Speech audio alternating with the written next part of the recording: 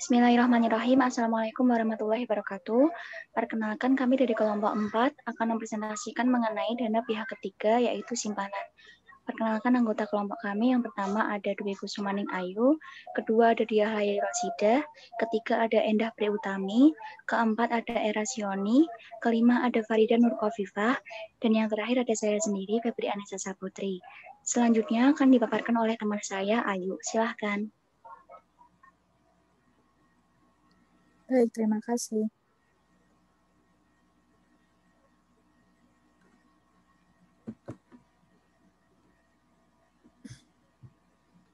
Next.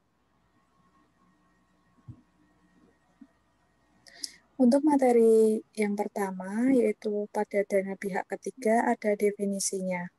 Definisinya adalah simpanan adalah dana yang dipercayakan oleh masyarakat kepada bank berdasarkan perjanjian penyimpanan dana yang merupakan kewajiban bank kepada masyarakat di mana dana atau simpanan tersebut dapat ditarik atau dicairkan oleh masyarakat sesuai dengan ketentuan yang berlaku. Next. Poin kedua ada tentang penjelasan, yaitu penjelasan tentang bentuk-bentuk simpanan. Dalam pengertian simpanan tidak termasuk simpanan dari bank lain yang disajikan dalam pos tersendiri. Giro, tabungan deposito, sertifikat deposito, bentuk lain yang dipersamakan dengan itu merupakan kewajiban keuangan. Dapat dibukukan dalam dua kategori kewajiban keuangan. Next. Nah, ada bentuk-bentuk simpanan. Yang pertama, itu ada giro. Giro adalah simpanan pihak lain pada bank yang penarikannya dapat dilakukan setiap saat dengan menggunakan cek, billet giro, kartu ATM atau kartu debit, sarana perintah pembayaran lainnya, atau dengan pemindah bukuan. Termasuk di dalam giro yang diblokir rangka escrow account, setoran jaminan yang diblokir oleh yang berwajib karena suatu perkara, serta kredit yang bersaldo kredit. Yang kedua ada tabungan. Tabungan adalah simpanan pihak lain pada bank yang penarikannya hanya dapat dilakukan menurut syarat tertentu yang disepakati, tetapi tidak dapat ditarik dengan cek, billet giro, atau alat lainnya yang dapat dipersamakan dengan itu. Termasuk di dalamnya tabungan berjangka yang telah jatuh tempo sesuai dengan perjanjian yang dipersyaratkan seperti tabungan pergi haji yang telah jatuh tempo. Yang ketiga ada deposito. Deposito adalah simpanan lain pada bank yang penarikannya hanya dapat dilakukan pada waktu tertentu menurut perjanjian antara penyimpan dengan bank yang bersangkutan. Deposito terdiri dari deposito yang berjangka waktu dan deposito on call. Deposito on call adalah deposito yang berjangka waktu relatif singkat dan dapat ditarik sewaktu-waktu dengan pemberitahuan sebelumnya. Next.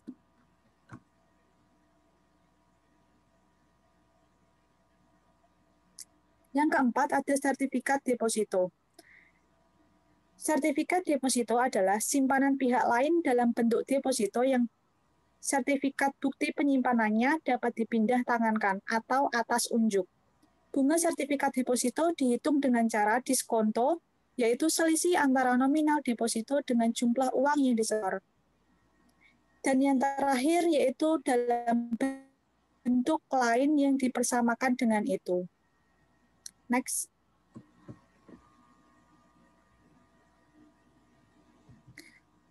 Selanjutnya ada kategori kewajiban keuangan. Kategori kewajiban keuangan dibagi menjadi dua, yaitu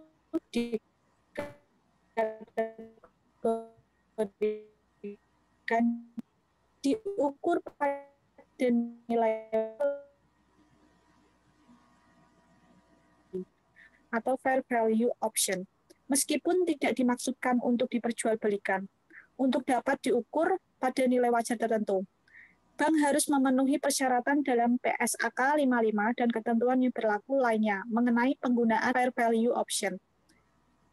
Kategori kedua ada kewajiban lainnya atau biaya perolehan diamortisasi. Kategori kewajiban lainnya yaitu apabila tidak diukur pada nilai wajar melalui laporan laba rugi. Materi berikutnya akan disampaikan oleh Diah Laili. Selanjutnya ada perlakuan akuntansi. Di sini ada pengakuan dan pengukuran. Produk-produk simpanan diakui dan diukur sebagai berikut. Yang pertama, setoran giro yang diterima tunai diakui pada saat uang diterima. Yang kedua, setoran tabungan yang diterima tunai diakui pada saat uang diterima. Yang ketiga, setoran deposito yang diterima tunai diakui pada saat uang diterima. Yang keempat, setoran sertifikat deposito yang diterima tunai oleh bank diakui pada saat uang diterima sebesar nilai nominal dikurangi biaya dibayar di muka atau diskonto. Yang kelima, pada saat pengakuan awal kewajiban, bank mengakui sebesar nilai wajar, yaitu yang pertama ada kategori diukur pada nilai wajar melalui laporan laba rugi. Pencatatannya, sebesar pokok nominal simpanan, dan untuk sertifikat deposito dan simpanan lain sejenis ini dicatat sebagai sebesar harga jual. Kategori yang kedua, kewajiban lainnya atau biaya perolehan diamortisasi. Pencatatannya, sebesar pokok nominal dikurangi diskonto dan dikurangi atau ditambah pendapatan beban yang dapat diatribusikan secara langsung. Next.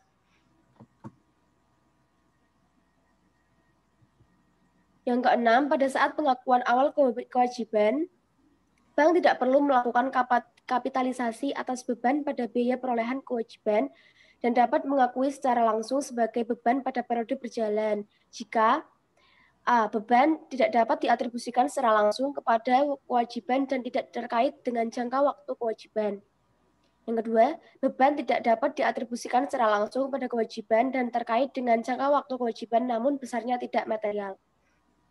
Yang ketujuh, setelah pengakuan awal kewajiban, bank mencatat kewajiban tersebut sebagai berikut. Yang pertama ada kategori diukur pada nilai wajar melalui laporan laba rugi. Yang kedua ada kewajiban lainnya atau biaya perolehan diamortisasi. Yang kedelapan, untuk kewajiban yang dicatat berdasar biaya perolehan diamortisasi, nilai yang dicatat tersebut dapat berbeda dengan nilai yang akan dibayar pada saat jatuh tempo. Yang kesembilan, amortisasi dilakukan selama periode berjalan menggunakan metode suku bunga efektif atas selisih antara nilai tercatat kewajiban dengan nilai kewajiban yang akan dibayarkan pada saat jatuh tempo.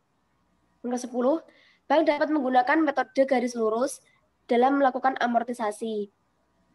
Yang ke-11, bank dapat tidak melakukan amortisasi sebagaimana dimaksud pada angka 9 dan 10, serta mengakui sekaligus sebagai beban pada periode berjalan jika besarnya biaya transaksi tersebut tidak material. Selanjutnya, bank harus menetapkan tingkat materialitas dan mendokumentasikan dalam kebijakan akuntansi sebagaimana diatur dalam bab mengenai kredit. Next. Yang selanjutnya penyajian. Yang pertama ada kewajiban yaitu giro, tabungan, deposito berjangka, sertifikat deposito, simpanan lain yang dapat dibersamakan dengan itu. Disajikan di neraca sesuai kategori kewajiban keuangan, yaitu yang pertama, kategori kewajiban keuangan diukur pada nilai wajar melalui laporan laba rugi sebesar nilai wajar. Dan yang kedua, kewajiban lainnya atau biaya perolehan diamortisasi. Sebesar biaya perolehan diamortisasi, yaitu nilai wajar kewajiban yang diukur pada saat pengakuan awal ditambah atau dikurangi amortisasi kumulatif menggunakan metode suku bunga efektif.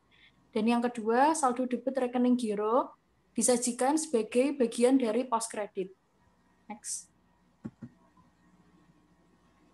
Kemudian yang selanjutnya adalah ilustrasi jurnal. Di sini ada dua, yaitu yang pertama diukur pada nilai wajar melalui laporan laba rugi, dan yang kedua kewajiban lainnya atau biaya perolehan diamortisasi. Next. Ilustrasi jurnal yang pertama yaitu diukur pada nilai wajar melalui laporan laba rugi. Yang pertama, pada saat penerimaan setoran, jurnalnya kas, rekening atau giro BI pada giro atau tabungan atau deposito sebesar dana yang diterima. Yang kedua, pembayaran biaya transaksi yang dapat diatribusikan. Jurnalnya, giro atau tabungan atau deposito pada kas atau rekening atau giro BI. Yang ketiga, pada saat penarikan giro atau tabungan atau deposito. Jurnalnya, giro atau tabungan atau deposito pada kas atau rekening atau giro BI. Yang keempat, penyesuaian nilai wajar. Jika nilai wajar lebih tinggi dari nilai tercatat, jurnalnya, beban selisih penilaian kewajiban pada giro atau tabungan atau deposito. Jika nilai wajar lebih rendah dari nilai tercatat, jurnalnya, giro atau tabungan atau deposito pada pendapatan selisih penilaian kewajiban. Yang kelima, pengakuan beban bunga giro atau tabungan atau deposito. Jurnalnya, beban jasa giro atau bunga tabungan atau bunga deposito pada beban jasa giro atau bunga tabungan atau deposito masih harus dibayar. Next. Yang keenam, pembayaran bunga giro atau tabungan atau deposito. Jurnalnya, jasa giro atau beban bunga tabungan atau deposito yang masih harus dibayar pada giro atau tabungan atau deposito atau kas atau rekening atau giro BI dan kewajiban segera pajak nasabah. Yang ketujuh, penerbitan sertifikat deposito, jurnalnya, kas atau rekening atau giro BI pada sertifikat deposito dan kewajiban segera pajak nasabah. Yang kedelapan, penyesuaian nilai wajar. Jika nilai wajar lebih tinggi dari nilai tercatat, jurnalnya, beban selisih penilaian kewajiban pada sertifikat deposito. Dan jika nilai wajar lebih rendah dari nilai tercatat, jurnalnya sertifikat deposito pada pendapatan selisih penilaian kewajiban. Yang kesembilan, pengakuan beban bunga sertifikat deposito. Jurnalnya, beban bunga pada sertifikat deposito. Dan yang ke-10, saat jatuh tempo sertifikat deposito. Jurnalnya, sertifikat deposito dan beban bunga sertifikat deposito atau beban bunga terakhir pada kas atau rekening atau giro BI.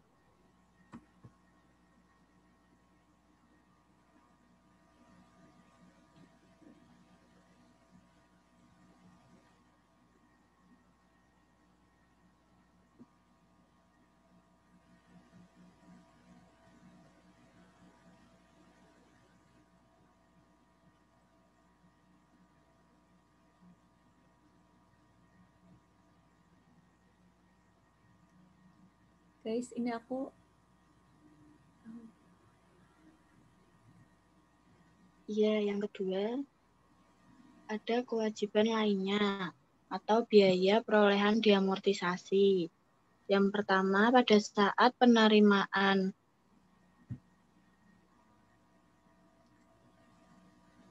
saya ulang lagi ya. Yang kedua ada kewajiban lainnya atau biaya perolehan diamortisasi. Yang pertama ada pada saat penerimaan setoran. Jurnalnya yaitu yang didebit kas atau rekening atau giro BI. Dan yang dikredit ada giro atau tabungan atau deposito pada biaya amortisasi. Yang kedua ada pembayaran biaya transaksi yang dapat diatribusikan. Yang pertama, apabila nilainya material untuk diamortisasi, maka jurnalnya debit terdapat giro atau tabungan atau deposito pada amortisasi biaya. Dan di kredit ada kas atau rekening atau giro BI. Yang kedua, apabila nilainya tidak material untuk diamortisasikan, jurnalnya yaitu beban bunga pada kas atau rekening atau giro BI. Yang ketiga, pada saat penarikan giro atau tabungan atau deposito. Jurnalnya yaitu yang didebit ada giro atau tabungan atau deposito pada biaya amortisasi. Dan yang dikredit ada kas atau rekening atau giro BI. Selanjutnya ada pengakuan beban bunga giro atau tabungan atau deposito. Jurnalnya pada debit yaitu beban jasa giro atau tabungan atau bunga deposito. Dan dikredit ada beban jasa giro atau bunga tabungan atau deposito masih harus dibayar. Selanjutnya, pada amortisasi biaya transaksi yang diatribusikan apabila dilakukan amortisasi. Jurnalnya yaitu beban bunga pada giro atau tabungan atau deposito pada biaya amortisasi. Selanjutnya, ada pembayaran bunga giro atau tabungan atau deposito. Jurnalnya yaitu pada debit beban jasa giro atau tabungan atau bunga deposito yang masih harus dibayar. Dan yang dikredit ada giro atau tabungan atau deposito atau kas atau rekening atau giro BI. Dan dikredit juga ada kewajiban segera atau pajak nasabah. Selanjutnya, apabila penerbitan sertifikat deposito, maka jurnalnya yaitu di debit ada kas atau rekening atau giro BI, pada kredit yaitu sertifikat deposito, ada biaya amortisasi, dan yang dikredit juga ada kewajiban segera atau pajak nasabah. Berikutnya ada amortisasi bunga dibayar di muka sertifikat deposito. Jurnalnya yaitu beban bunga sertifikat deposito pada sertifikat deposito biaya amortisasi. Berikutnya, pada saat jatuh tempo sertifikat deposito. Jurnalnya yaitu di debit ada sertifikat deposito, biaya amortisasi, dan di debit juga ada beban bunga sertifikat deposito atau beban terakhir. Dan yang dikredit ada kas atau rekening atau giro BI. Selanjutnya ada pengungkapan. Hal-hal yang harus diungkapkan antara lain yaitu yang pertama, ada ikhtisar kebijakan akuntansi yang penting yang termasuk namun tidak terbatas pada yang pertama yaitu kategori dan dasar pengukuran atau measurement basis, simpanan atau dana pihak ketiga dalam penyusunan laporan keuangan. Dan yang kedua, ada kebijakan akuntansi lainnya yang relevan dengan simpanan atau dana pihak ketiga yang dapat mendukung pemahaman terhadap laporan keuangan. Yang kedua, ada metode dan teknik penilaian atau valuasi yang antara lain mencakup A.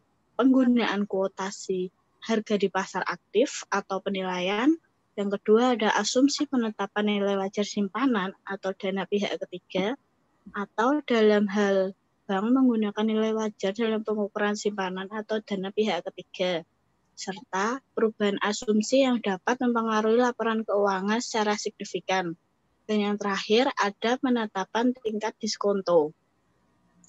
Ya, selanjutnya akan dijelaskan sama Mbak Ida. Iya. Selanjutnya di poin ketiga pengungkapan itu terdapat kategori dan nilai tercatat dana pihak ketiga. Dalam poin ini dijelaskan mengenai yang A, yaitu diukur pada nilai wajar melalui laporan laba rugi, dan yang B yaitu kewajiban umum.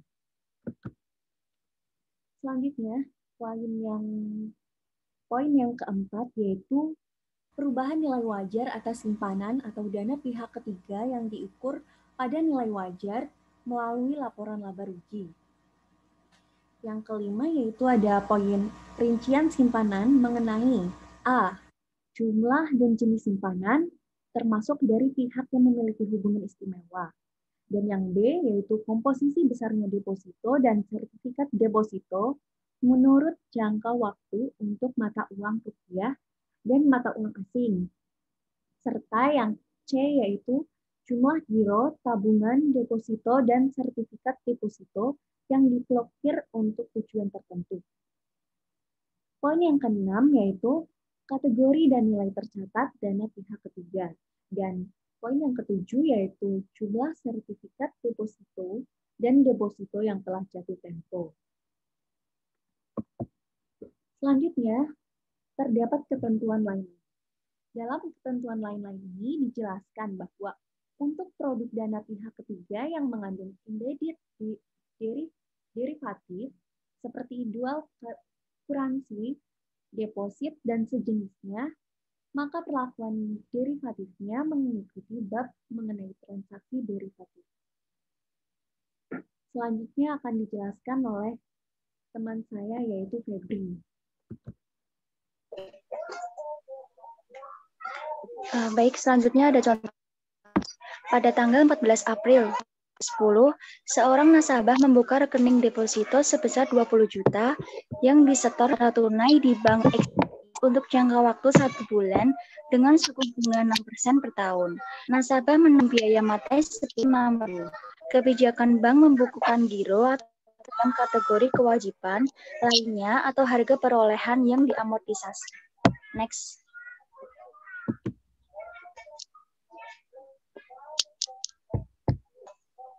Selanjutnya, berkaitan dengan cuti, yang pertama ada pada saat nasabah membuka rekening deposito April tahun 2010 untuk rekening debit yang kas sebesar 20.006.000, yang mana nominal ini berasal dari 20 juta nasabah membuka rekening deposito dan juga 6.000 ketika menanggung biaya materai sebesar 6.000. Untuk kredit ada deposito pada biaya amortisasi sebesar 2 juta dan persediaan materi 6 juta ribu maksud saya. Selanjutnya untuk yang kedua ada penguang beban bunga setiap hari untuk beban deposito seperti 3.288 untuk kredit bunga deposito yang masih harus dibayar sebesar 3.288. Nominal ini berasal dari 20 juta dikali 1.365 dikali 6 sen. 365 ini berasal dari utang untuk jangka waktu 1 bulan dengan suku bunga 6% per tahun.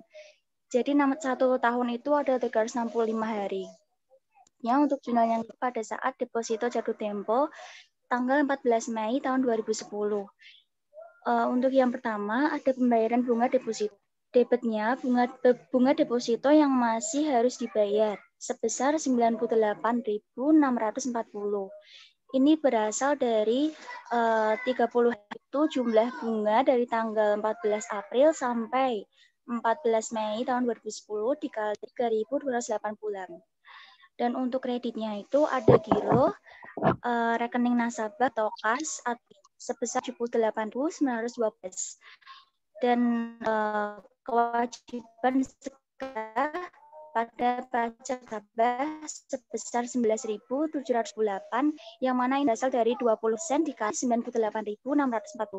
Yang kedua, ada nominal deposito. Untuk kreditnya ada deposito pada aplikasi sebesar 20 juta dan kreditnya ada giro, rekening nasabah atau kas atau giro BI sebesar 20 juta.